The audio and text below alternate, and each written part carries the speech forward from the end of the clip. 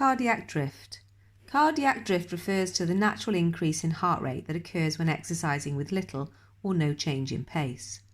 Many athletes assume that if they keep their effort at a constant pace, their heart rate will remain relatively constant as well. However, research has shown that it is common to see the heart rate drift upwards throughout the course of the exercise. The chart you see here is of an athlete who ran a 20-mile looped run. We can identify the downhill sections due to the climb and drop in heart rate throughout the course. The pace in blue remains relatively constant, while the heart rate in red increases with each lap. It is important to emphasise that cardiac drift results in an increased heart rate without the corresponding rise in effort, breathing rate or calories burned. In the example shown, the athlete did not report any change in effort or breathing throughout the entire run. Cardiovascular drift is mostly caused by the natural increase in body temperature when running. This is due to our body's thermoregulation mechanism.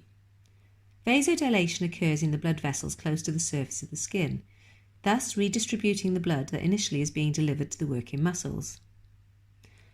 We also sweat in order to cool the body. This draws plasma from the blood to the surface of the skin, where its evaporation serves to cool the body. Unfortunately, this results in the blood becoming more viscous.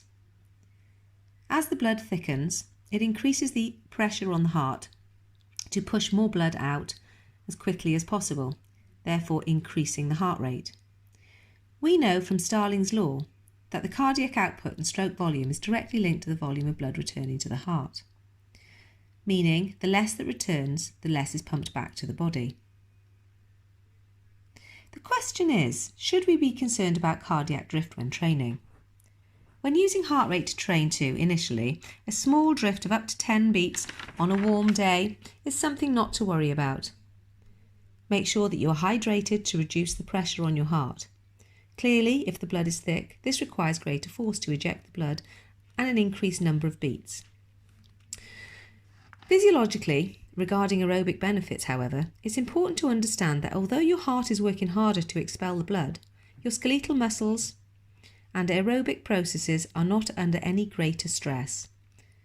If your perceived effort is the same as it would be on a cooler day and you are hydrated, then it's perfectly acceptable to accept an elevated heart rate. There are some coaches who are strict proponents of sticking to your heart rate zones. However, I'm of the opinion that heart rate zones are a guide to be monitored. You'll be looking for trends. For example, an individual who is now running faster at lower heart rates, which is most athletes' ultimate goal as our body becomes more efficient. Or conversely, a coach should be looking to see if an athlete's heart rate remains elevated for several days. This could be a sign of an impending illness, virus, or possibly overtraining, and the necessary steps should be taken to prevent this from happening. Thank you for listening to my video. There are many more coming up. Next one will be factors affecting the cardiac control centre: neural, hormonal, and intrinsic. Don't forget to like, share, and subscribe to my YouTube channel for more information to help you through your A-level PE.